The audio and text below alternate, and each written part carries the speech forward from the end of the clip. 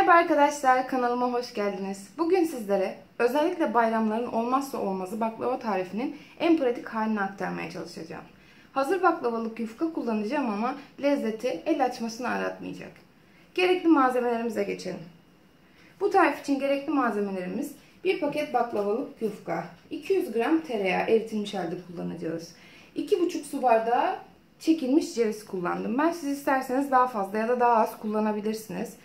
Üzerini süslemek için Antep fıstığı kullanmak istiyorum.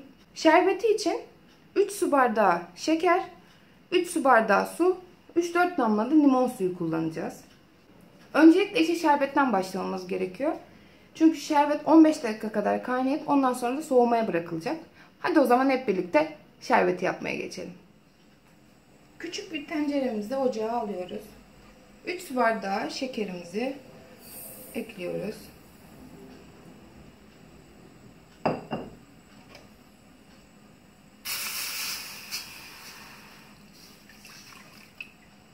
Üç su bardağı suyumuzu da ekledik.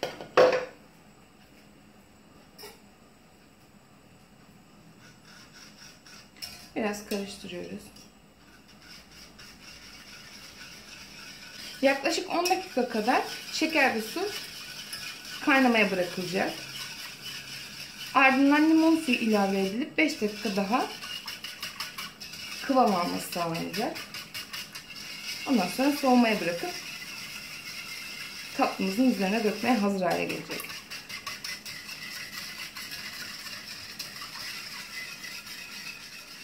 Bir yandan şerbeti beklerken siz de bu arada tereyağı eritebilirsiniz. Şu şekilde. Bu da hazır olsun. Sonra baklavamızın yapımına geçeceğiz.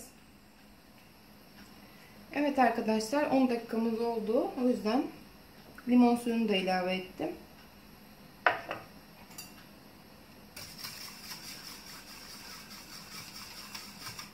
Karıştırıp ondan sonra 5 dakika daha ocakta kalacak. Sonra soğumaya bırakacağız.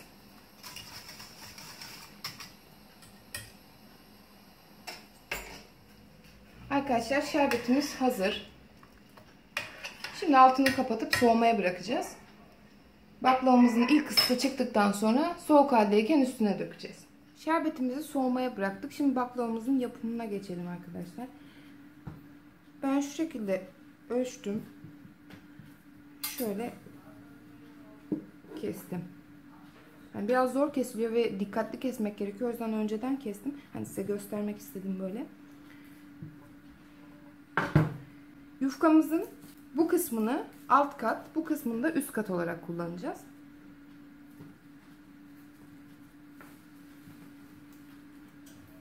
Çok narin bir yufka olduğundan çok dikkat etmemiz gerekiyor. Hani yırtılsa da problem değil.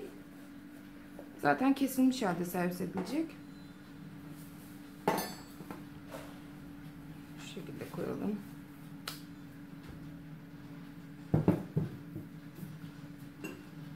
Öncelikle en alt katı yağlıyoruz.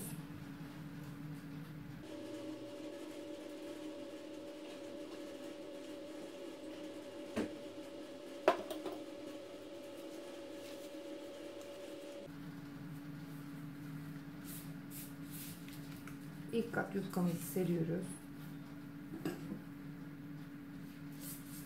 Tekrar yağlıyoruz.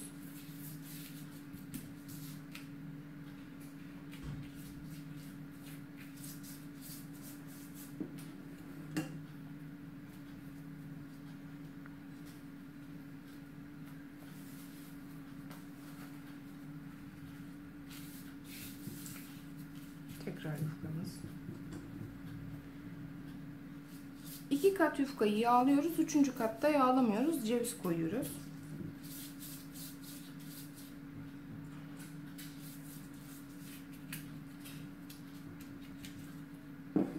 Şimdi ceviz katına geldik. Yani dediğim gibi cevizin miktarı size kalmış. Yani bol cevizi severseniz daha fazla ilave edebilirsiniz. Bu katlara serpiştiriyoruz. Ara kata daha bol ceviz koyacağız.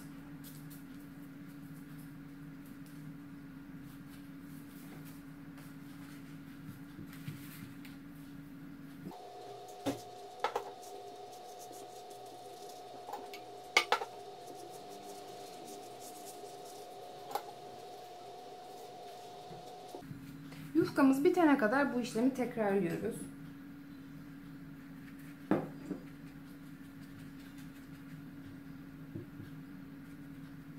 Kenarları sorun değil. Sonradan kesilebilir veya kalabilir.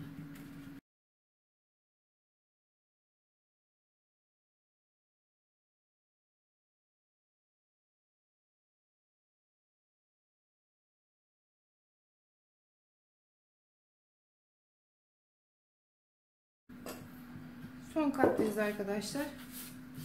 Bu katı da koyduktan sonra 180 derece fırınımızda yaklaşık 40 dakika kadar pişmeye bırakacağız. Ama kontrol edin lütfen, çünkü herkesin fırını bir değil.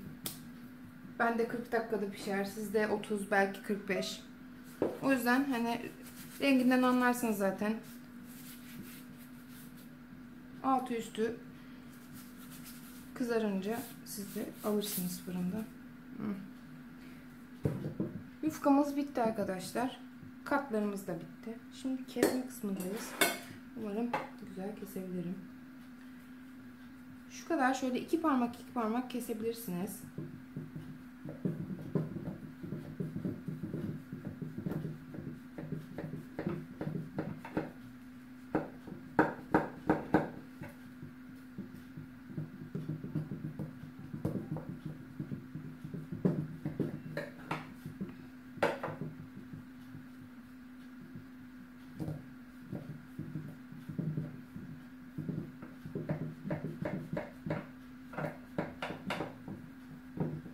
Baklavamızı dilimledik. Şimdi en üst kata da yağımızdan sürüyoruz ve fırına atacağız.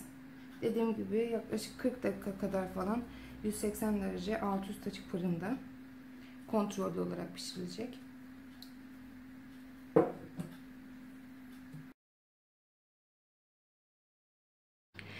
Evet arkadaşlar, baklavamız fırından çıktı. 10 dakika kadar bekledik o fırının ilk sıcaklığı çıksın diye. Soğumuş şerbetimizle buluşturacağız şimdi. Eğer ikisi de soğuk olursa çok daha çıtır çıtır bir baklava elde edersiniz. Ben birini ılık, birini soğuk şeklinde koyacağım. Eğer sıcak ve sıcak olarak koyarsanız da hamurlaşacaktır. Şerbetimizi döktükten sonra buzdolabında bekletiyoruz. Ertesi güne kadar çok daha güzel kendini çekecektir. Eğer bu tarifi denerseniz deneyimlerinizi yorum kısmına belirtmekten çekinmeyin. İyi veya kötü yorumlarınızı açın. Videomu buraya kadar izlediyseniz beğenmeyi, önümüzdeki videolardan haberdar olmak isterseniz de abone olmayı unutmayın. Hoşça kalın.